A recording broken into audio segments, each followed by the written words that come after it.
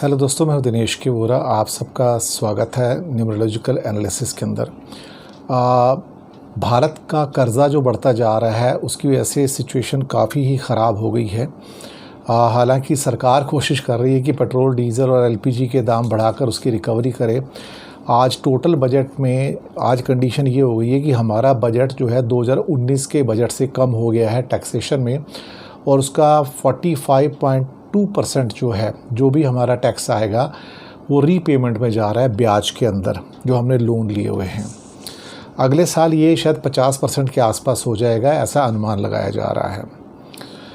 आप सोच सकते हैं कि हमारे पास इंडिया की जो इकोनॉमिक हालत है वो आलमोस्ट दिवालियापन की है, बैंक्रप्सी की है। पैसे नाम की चीज़ ही नहीं है। बल्कि कहा जाए तो 2019 के अंदर देखा जाए तो इंडिया के पास फिर भी 19-20 लाख करोड़ का रेवेन्यू आया था। इस साल तो अनुमान ही 17.5 लाख करोड़ का है, और उसमें से 46% जो है वो रीपेमेंट में चला जाएगा। तो उसके बाद बचता क्या है? अब आप कहेंगे कि जो इतनी सुनहरी पिक्चर दिखाई जा रही है सरकारों के द्वारा, तो उसकी असलियत क्या है? उसकी असलियत ये है, कल मूडीज़ ने, जो कि रेटिंग एजेंसी है अंतर्राष्ट्रीय, उन्होंने इस बात का मुद्दा उठाया कि भारत की हालत जो है इस टाइम धीरे धीरे वही होती जा रही है जो पाकिस्तान की है। पाकिस्तान के बजट का जितना रेवेन्यू है उसका 70% जो है रीपेमेंट के अंदर चला जाता है, तो उनके पास 30% पैसा बचता है। आज इंडिया की भी यही कंडीशन हो गई है।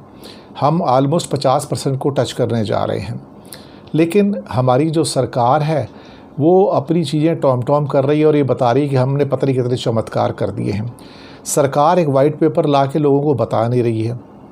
इस बात के बारे में आरबीआई ने भी आगाह कर दिया है, बाकी फाइनेंशियल इंस्टीट्यूशंस ने भी आगाह कर दिया है, लेकिन शायद सरकार के कानों में जू नहीं रेंग रही है। इसका खामियाजा किसको भुगतना पड़ेगा? आपको और मुझे। अल्टीमेटली ये आपका और मेरा पैसा जा रहा है। इनकी गाड़ियों में ये तो पेट्रोल भरवाते नहीं हैं, प्रधानमंत्री हों या बाकी मंत्री हों, उनकी गाड़ियों में पेट्रोल मुफ्त का डलता है, वो हमारे पैसे से जाता है। तो हम अपनी गाड़ी में भी पेट्रोल डालते हैं, इनकी गाड़ी में भी पेट्रोल डालते हैं। इन हालातों के अंदर आप सोच सकते हैं कि अल्टीमेट सफ़र कौन होगा? हम ही होंगे। हवाई जहाज़ों में सफ़र ये करेंगे, BMW और रेंज रोवर के अंदर सफ़र ये करेंगे, और हम बसों के अंदर धक्के खाएंगे, ट्रेनों में धक्के खाएंगे। ये हमारी नीति है। अब ये बात कौन बताए आपको?